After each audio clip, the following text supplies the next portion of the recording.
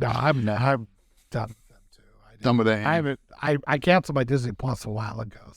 So did I. Ha ha. So moving on. So you and I both watched Triangle of Sadness. Have you seen this, Matt? I've got no idea what it is, mate. No, okay. It's a movie. When I heard of it, it came up on one of my lists and stuff, and it sort of said 2 social media influencers go on a cruise, and immediately my brain went, no, not into that. Not, it sounds like it's going to be full of people I'm going to hate, which it kind of was, but then it got nominated for Best Picture, and a couple of people on Twitter who I follow said it was actually very good. So I thought, oh, go on, I'll give it a go. And I absolutely loved it. I thought it was fantastic. And the direction is masterclass. It is some of the best direction I've seen in a while. It is really, really good. I thought the script was absolutely delicious the whole way through. And it is full of characters you kind of don't like, but it twists the whole social, social standings on its head. That you've got these rich people on a cruise who are being served by the servants, and the toilet cleaners and stuff. But when the boat then crashes onto the island, it's suddenly then the servants who are the ones who are in power, and they become the captain of the island. And I just thought the whole thing, that I keep thinking about how clever the script was, how clever the characters worked out, even down to the final scene and everything. I thought it was brilliant. Absolutely brilliant. Yeah. So I might check it out then. Yeah, I watched it. So the idea is it's like broken up into 3 acts, right? And I'm not clear on what the guy is trying to say exactly. This is one of those movies, and I agree as far as quality, editing, acting, all that kind of stuff, telling a story. It's all good. I mean, it's not like garbage or full of plot holes or anything like that. It's I don't want to sound like I'm shooting at it too much. Just to say, I did watch Black Panther this week, and coming from Black Panther, where you're sort of there going, why is that happening? Why is this going on? It's not that. It's actually a well-written script, which is thought about. Yeah, it's a movie. It's a real movie. And my problem with it was mostly... Shut up, Maddink. Sorry. So Triangle of Sadness, are you going to guys talk about movies too? This is a movie. This to me was great movie making. Go on, Yoda, sorry. So it has 3 acts. And the first act is you got this male model along with his Instagram influencer girlfriend who are doing a job, I guess, in Paris or so. I don't remember where it was. And then they sit down, they have dinner, and she kind of manipulatively implies thank you for paying for it.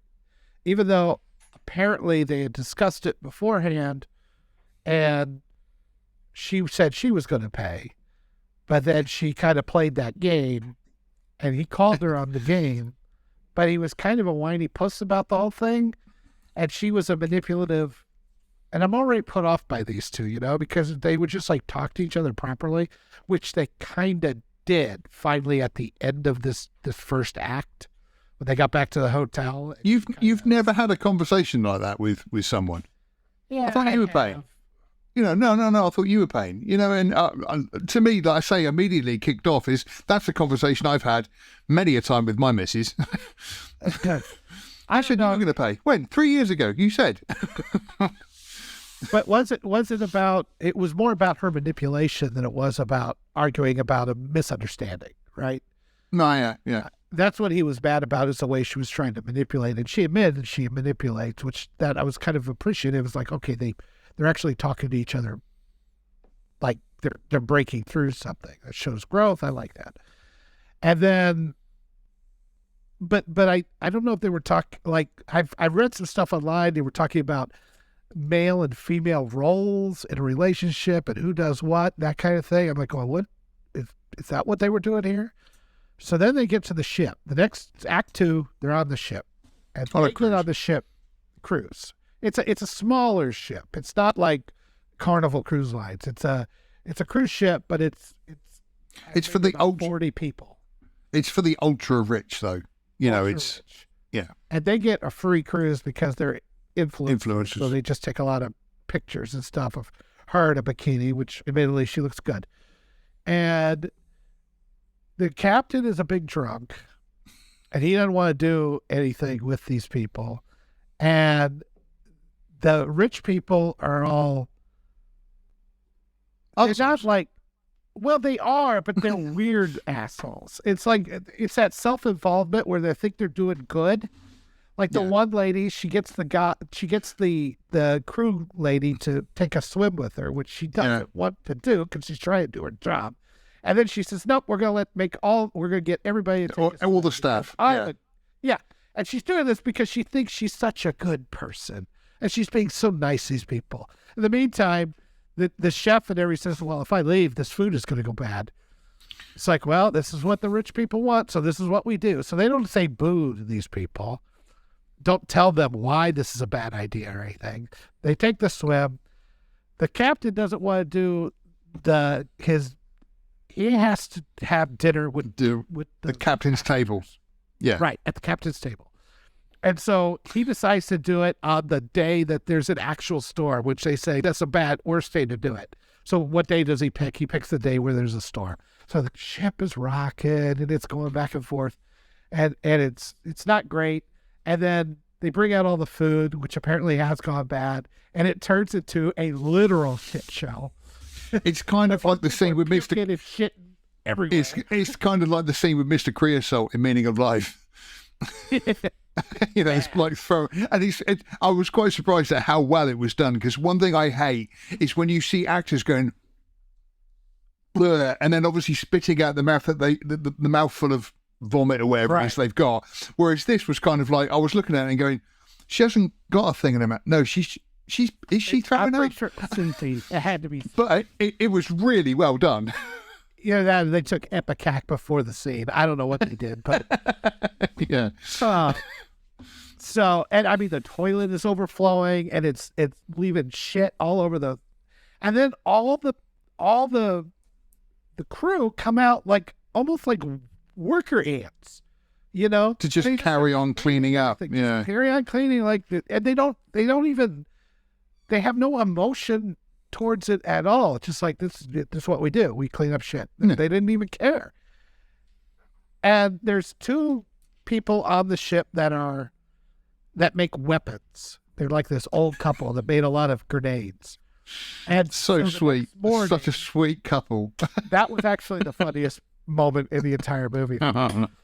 Is when they get raided by, looks like Somali pirates or something, I don't know. And one of them tosses a grenade, and the old couple sees it. She goes, oh, look, Winston, isn't this one of ours? Boom! And the ship sinks, right?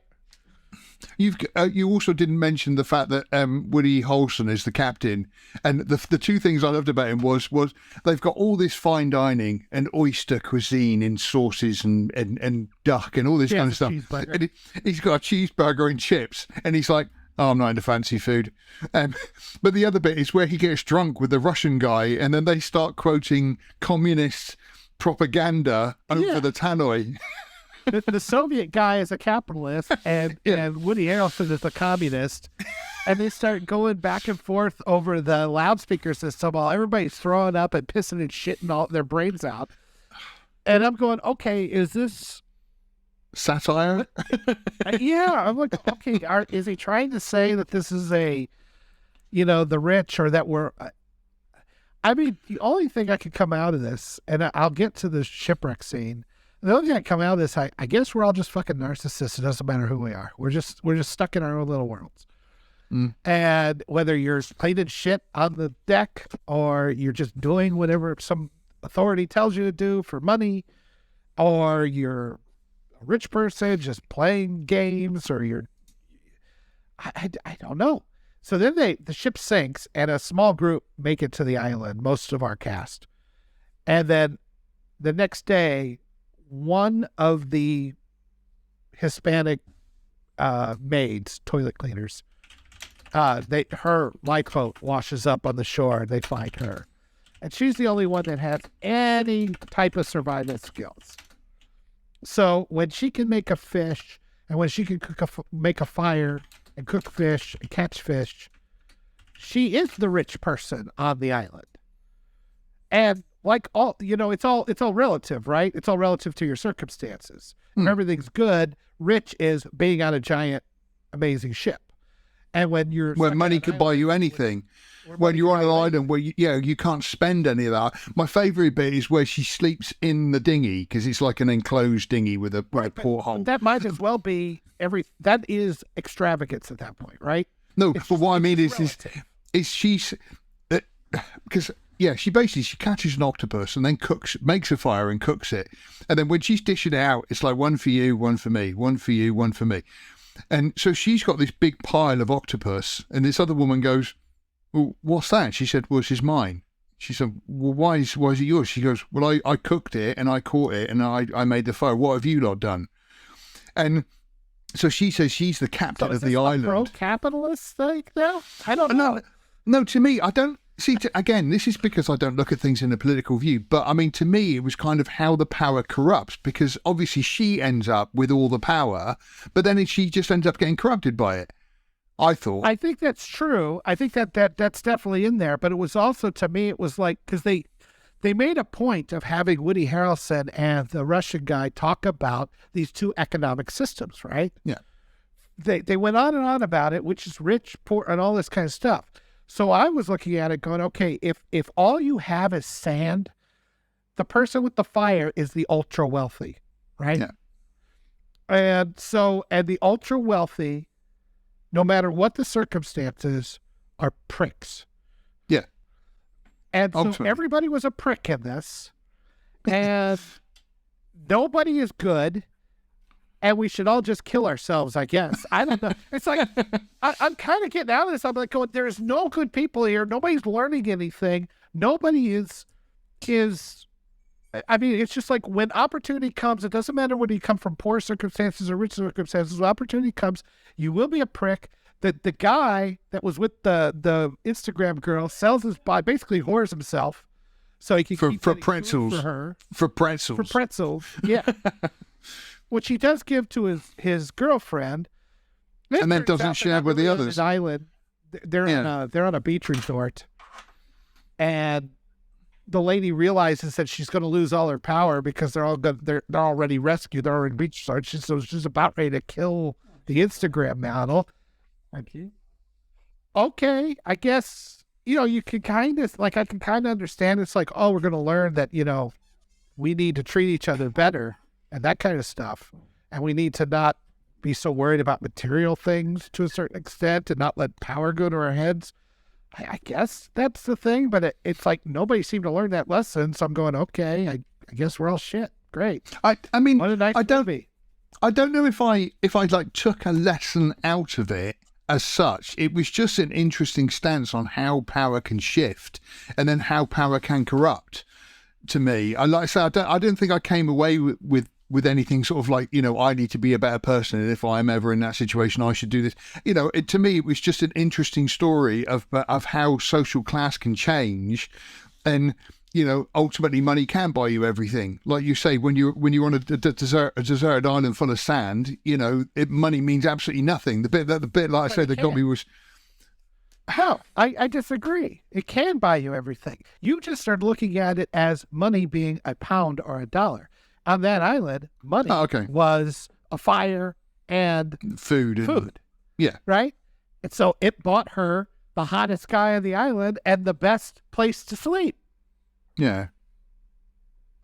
Yeah, no, okay.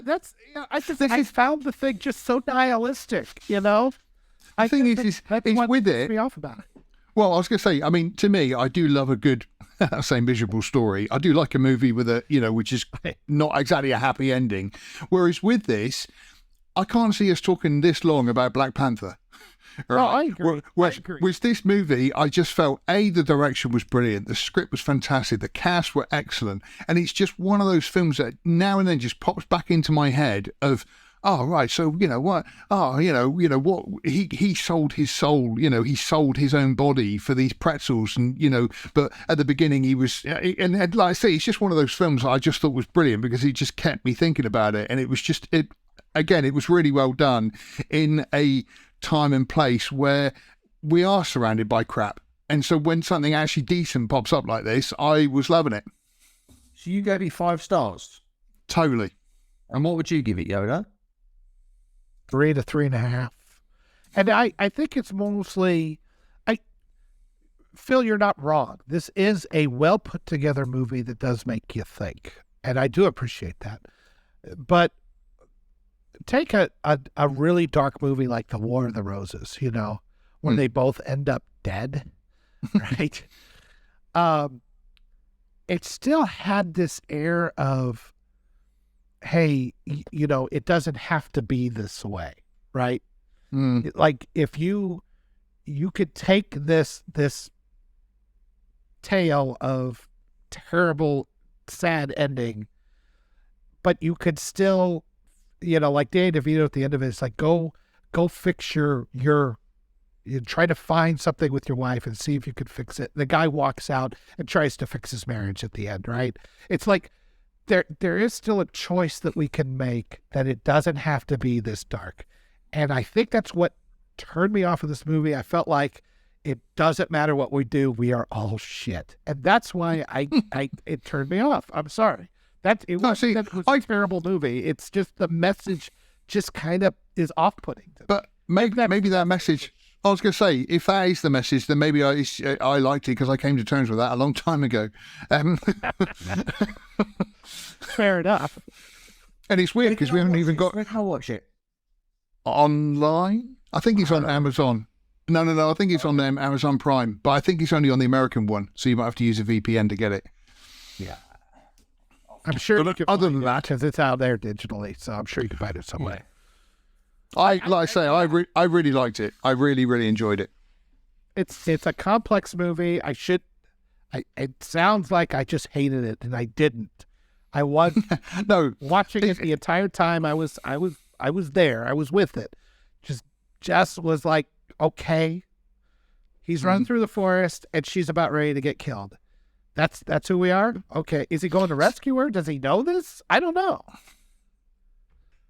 See, to me, the bit that got me, and this is mild spoilers, Matt, so I apologise now, but when he's on that final shot where he's running through to get back to obviously civilization, I got the impression that his face was getting cut up from all the thorns and everything else.